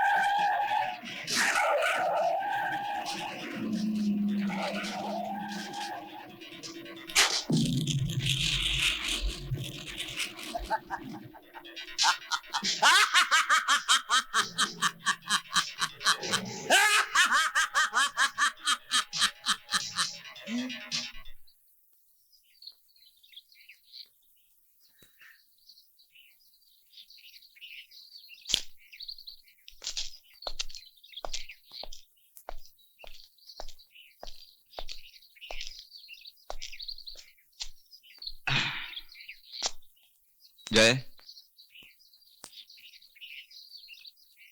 दादू वाघमारी जैसे शैतान से लड़ना दिन ब दिन मुश्किल लग रहा है। जिस आसानी से उसने जनार्दन पुजारी जैसे पुलिस ऑफिसर को बम से उड़ाकर अपना रास्ता साफ कर लिया हो, इससे उसके ताकत का अंदाजा लग जाता है। जय, मुझे अब तो डर लगने लगा है। इंस्पेक्टर जनार्दन पुजारी की मौत के बाद कहीं दादू का दूसरा निशाना तुम ना हो, क्योंकि तुम्हारी गवाही दादू को फांसी के फंदे पर लटका सकती है। जय दोस्त, मेरी बात मानो तो दादू के खिलाफ दिया हुआ बयान तुम वापस ले लो। लेकिन मैं ऐसा नहीं कर सकता। वो जिसे मेरी आंखों के सामने बेरहमी से मार दिया गया, वो मेरा भाई था, भाई। एक पुलिस ऑफिसर को बम से उड़ाकर वो समझता है कि वो फांसी के फंदे से बच जाएगा, तो ये उसकी भूल है। मैं अपने भैया के हत्यारे को फांसी दिलवाने के लिए एक बार नहीं 100 बार गवाही दूंगा, समझे? जय, सुनो तो, लगता है ये भी फोकट में मारा जाएगा।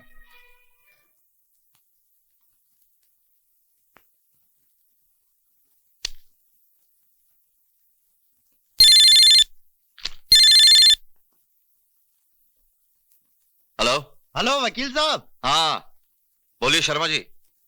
उस गवाह का कुछ नाम पता मालूम हुआ?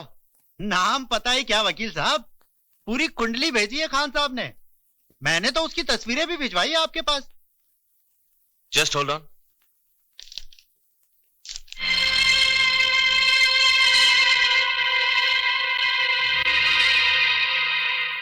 शर्मा जी, तुम्हें पूरा यकीन है कि यह वही लड़का है? जी हुजूर।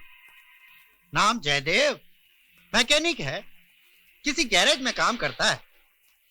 और सबसे अहम बात तो यह है वकील साहब कि डॉक्टर दिनकर पांडे जिसकी हत्या हुई, ये लड़का उसी का भाई है। क्या? जी हाँ। अब तो इसे भी टपकाने के सिवाय कोई दूसरा चारा नहीं रहा। नहीं, ऐसी बेवकूफी मत करना, केस और उलझ सकता है। और वैसे भी जब तक मेरी बेटी के दिल में उसके प्रति नफरत पैदा नहीं होती, उसका जिंदा रहना बहुत जरूरी है। दादू भाई से कहना कि अब जो करना है मैं खुद कर लूंगा।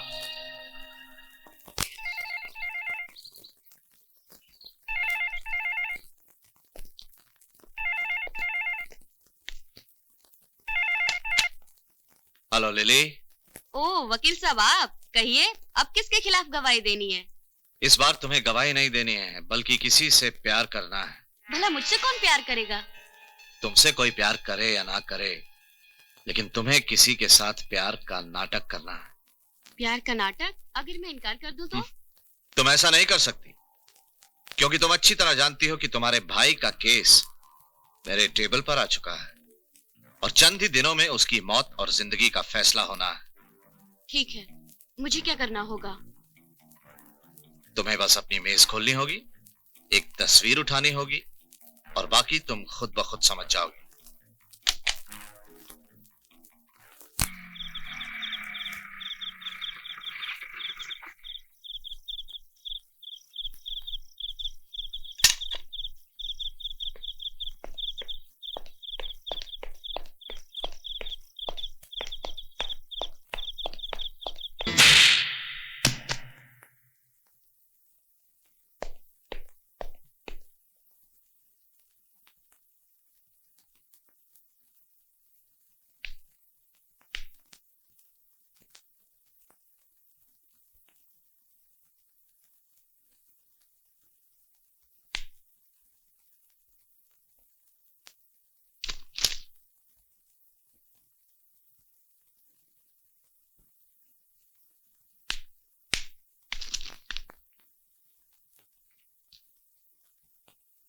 जय,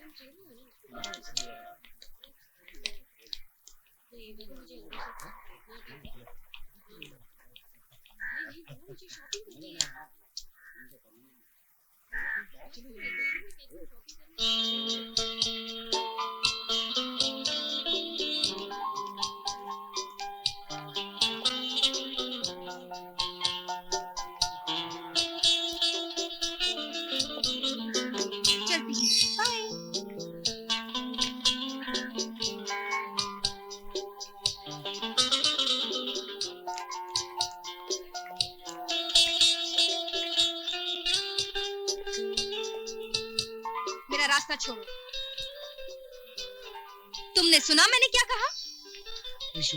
मुझे तुमसे नफरत है और आज के बाद अपनी ये गंदी सूरत मुझे कभी मत दिखाना, समझे?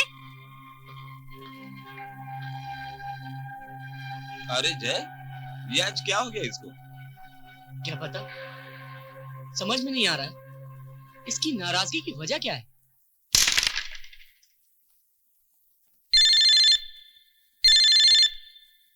हेलो, लो। हेलो गुलशन, मेरी बात गौर से सुनो।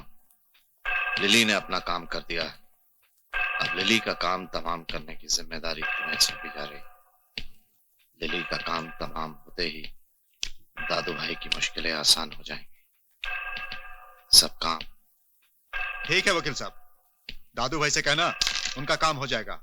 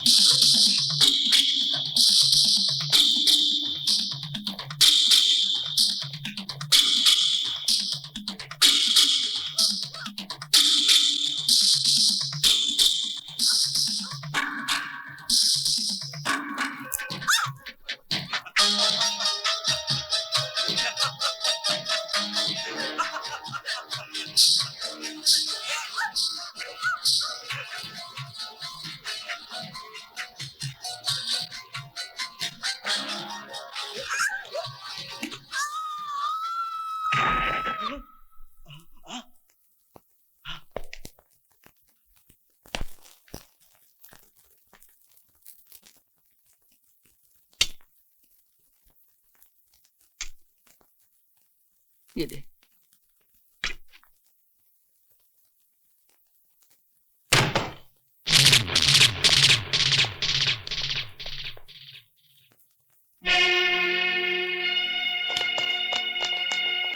अरे ये क्या हो रहा है? अरे क्या कर रहे हैं आप लोग? क्या कर रहे हैं आप लोग? घर की रोटियां तो बहुत खा चुका तू, चल अब जेल की रोटी खा। लेकिन मेरे बेटे ने क्या किया है? खून किया है इसने। खून? हाँ खून। नहीं, इसने लिली नाम की एक लड़की का खून किया है। ये झूठ बोल रहा है मौसी। ये झूठ नहीं, हकीकत है। इसने खून किया है। नहीं, ये खून ही है। मेरा बेटा किसी का खून नहीं कर सकता। हर माँ अपने बेटे को लायक समझती है, लेकिन ये तो बहुत ही नालायक है, कमजोर और कमीना इंसान है। इसने लिली के साथ प्यार का नाटक किया, उसके साथ अय्याशी की, और फिर उसके बाद उसका खून कर दिया। ए इंस्पेक्टर, तू क्या बकता है? अरे हट! मौसी!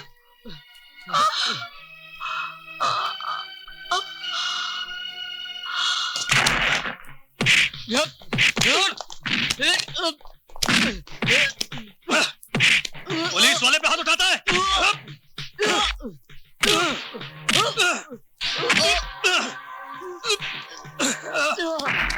मारो मारो साले को, ले चलो घसीट के, ले चलो इसे।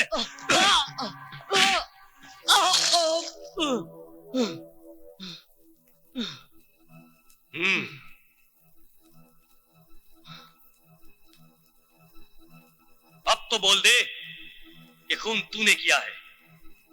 मैंने खून नहीं किया है। क्या तूने नहीं किया है? खून तूने किया है। मैंने खून नहीं किया इंस्पेक्टर। मैं कहता हूं तूने किया है, बोल हाँ कि तूने किया है। नहीं बोलेगा, नहीं बोलेगा, बोल हाँ। मैं निर्दोष हूँ इंस्पेक्टर। तू ही दोषी है, तूने ही लिली का खून किया है। मैं जानता हूँ, ये बात कबूल करनी पड़ेगी, तुझे कहना ही पड़ेगा कि तूने ही लिली का खून किया है, और यही सच है। नहीं बोलेगा, नहीं बोलेगा, मारो साले को। नहीं।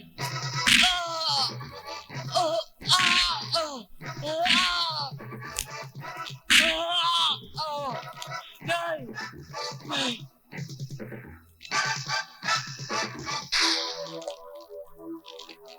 मैं भी देखता हूं कि तू कब तक हाँ नहीं बोलता। ये जुर्म तो मैं तुझसे कबूल करवा के ही रहूंगा। अदालत की कार्रवाई शुरू की जाए। योर ऑनर, मरहूम मिस लिली डिसूजा त्रिवेंद्रम से आई एक सीधी सादी लड़की थी, और एक दिन अचानक उसकी मुलाकात मुलजिम जयदेव वर्मा से हो गई, और पहली ही मुलाकात में वो मुलजिम को अपना दिल दे बैठी। लिली की जवानी, खूबसूरती और भोलेपन का इस हवस के पुजारी ने भरपूर फायदा उठाया, और फिर वही हुआ योर ऑनर जो होना था। कुदरत ने अपना करिश्मा दिखा दिया।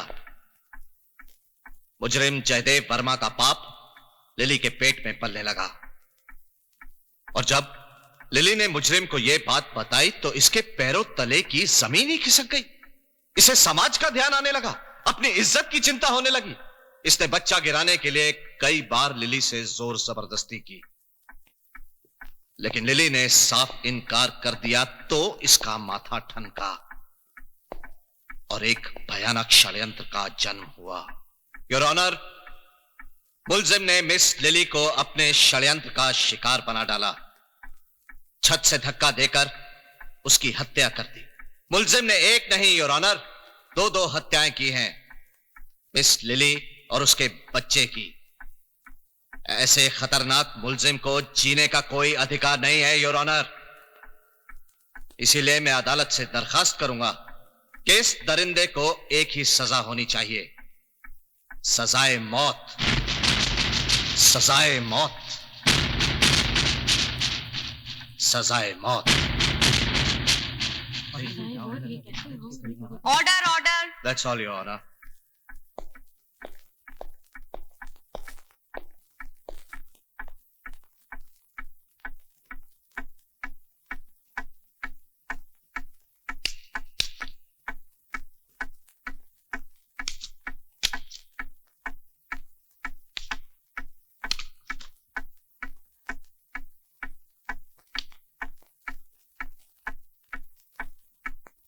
गवाहों को अदालत में पेश किया जाए।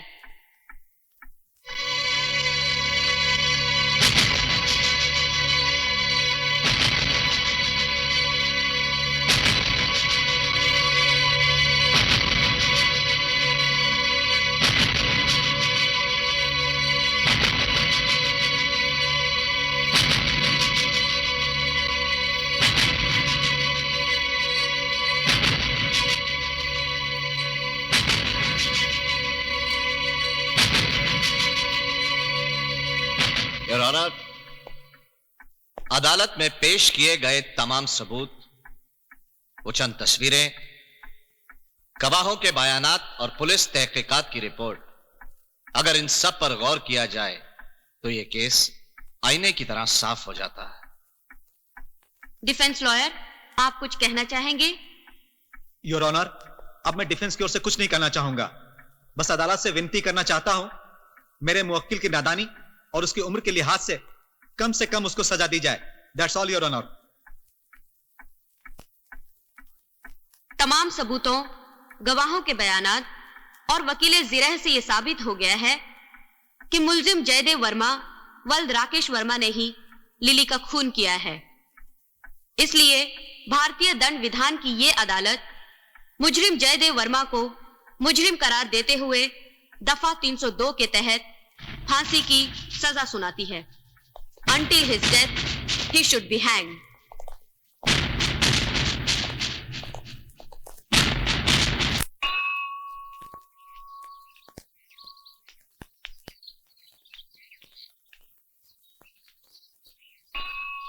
अरे कृष्णा,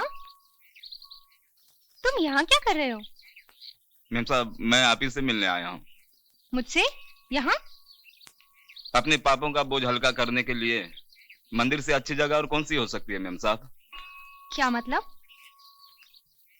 मैं जय के बारे में कहने आया हूँ। जय? हाँ। देखो कृष्णा, मैं जय के बारे में एक लफ्ज भी सुनना नहीं चाहती, प्लीज। वो बेकसूर है मैम साहब। उस बेचारे को तो इस षड्यंत्र में फंसाया गया है।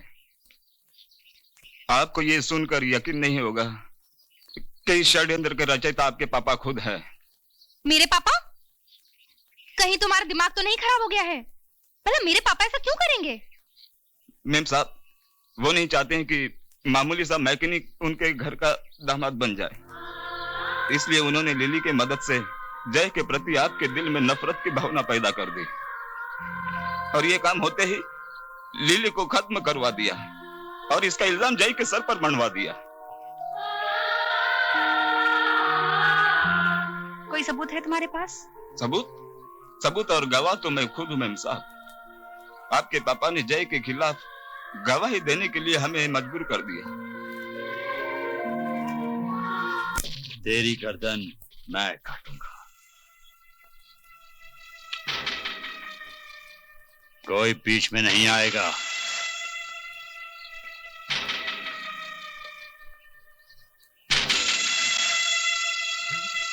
जल्दी दे भाई, जल्दी करना। उसको क्यों दे रहा है? थोड़ी सी दाल इसमें डाल।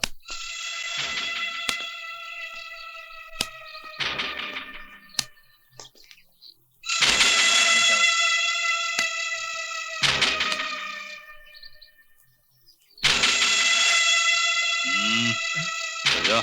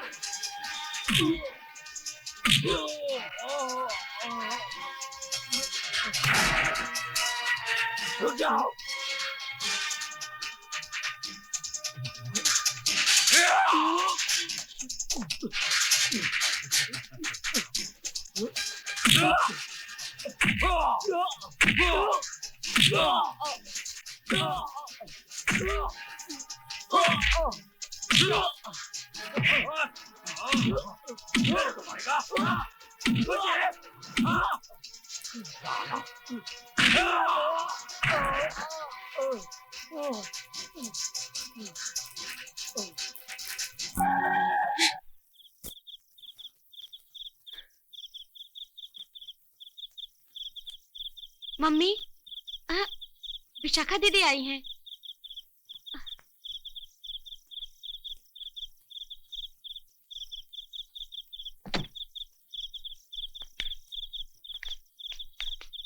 अरे विशाखा तू? अरे बेटी कम से कम फोन तो कर देती। अरे रे रे रो मत। बम्बई में सब ठीक ठाक तो है ना बेटी? अरे क्या हुआ? ओफो मम्मी, अब क्या यहीं खड़े खड़े इनका पंचनामा करोगी? आओ बेटी आओ।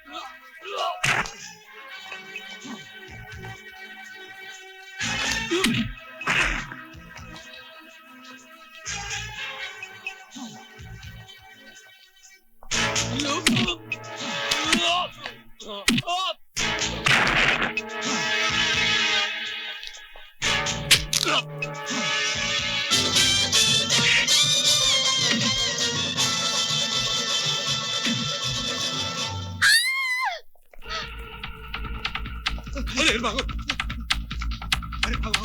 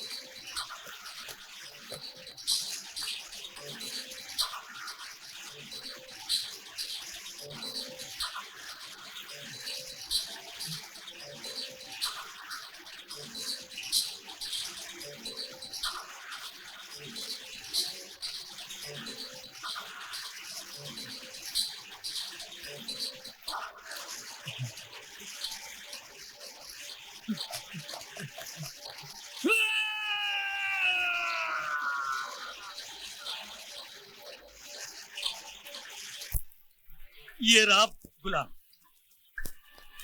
अबे क्या होगा तुझे, ये बादशाह है। अरे बादशाह? हाँ। अरे गुलाम का बादशाह कैसे हो गया यार? अरे यार पता नहीं क्या हो रहा है। क्या हो गया यार?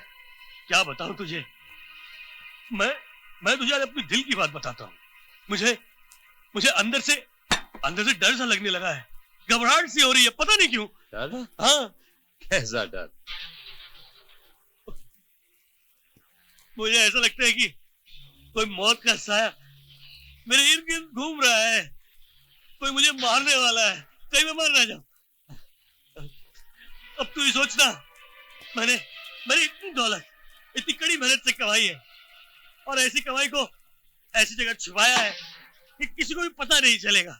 और अगर मैं कहीं मर जाऊं तो मेरी कमाई हुई दौलत का क्या होगा यार? अबे नाटकबाज, अपनी हराम की दौलत को मेहनत की कमाई बोलता है? हाँ? साले नाटक करता है। चल ताशा उठा उठा उठा, चल ले उठा उठा। अरे ताश का खाक खेलूंगा। देख दरवाजा, देख दरवाजा में खटखटा रहा है। जा तू जाके देख, मौत का साया तो नहीं है? अरे तुझे कुछ नहीं होगा, मैं हूं ना। अबे जाना, खोलना, कुछ नहीं होगा। अबे जाना। जा रहा हूँ। कहाँ यार, तू मौत के सामने भेज रहा है मुझे यार। अब जा रहा हूँ भाई। कौन है? हाँ?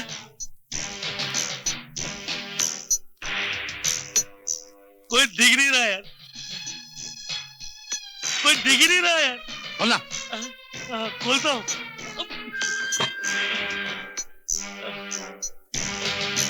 भाई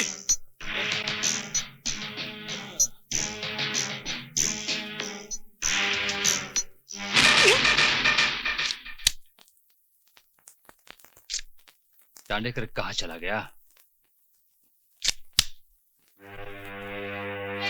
ए दांडेकर, साइकिल मर तो नहीं गया?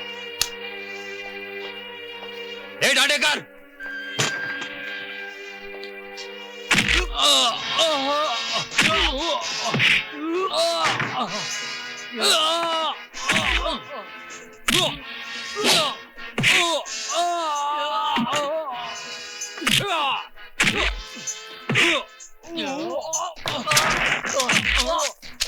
छोड़।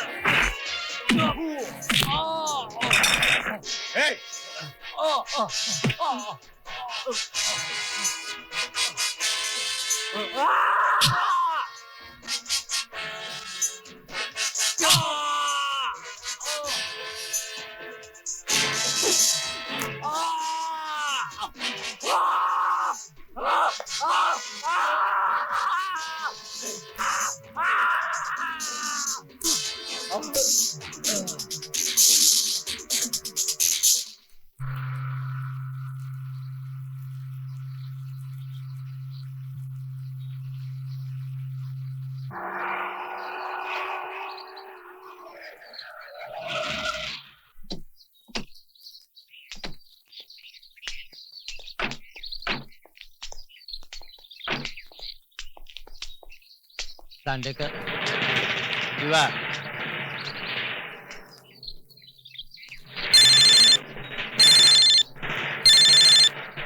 हेलो दादू भाई, अपने वफादार कुत्तों की चिता को आग नहीं लगाओगे? कौन बोलता है? मैं वादा करता हूँ, तेरे वफादार कुत्तों की चिता ठंडी होने से पहले मैं तेरी चिता जला दूंगा। मैं तेरे को पहचान लिया है, मेरा नाम जानता है ना तू? दादू वाघमारे मेरा नाम है। मेरे 2-4 आदमियों को मार के तू अपने आप को 30 मार खान समझता है? हिम्मत है तो बाहर आ बाहर। किधर है तू? तुम लोग खड़े खड़े मुंह क्या देख रहे हो? एक बाटला दारू पी के 4-4 मुर्गा खाते हो। जाओ चारों तरफ से घेर लो।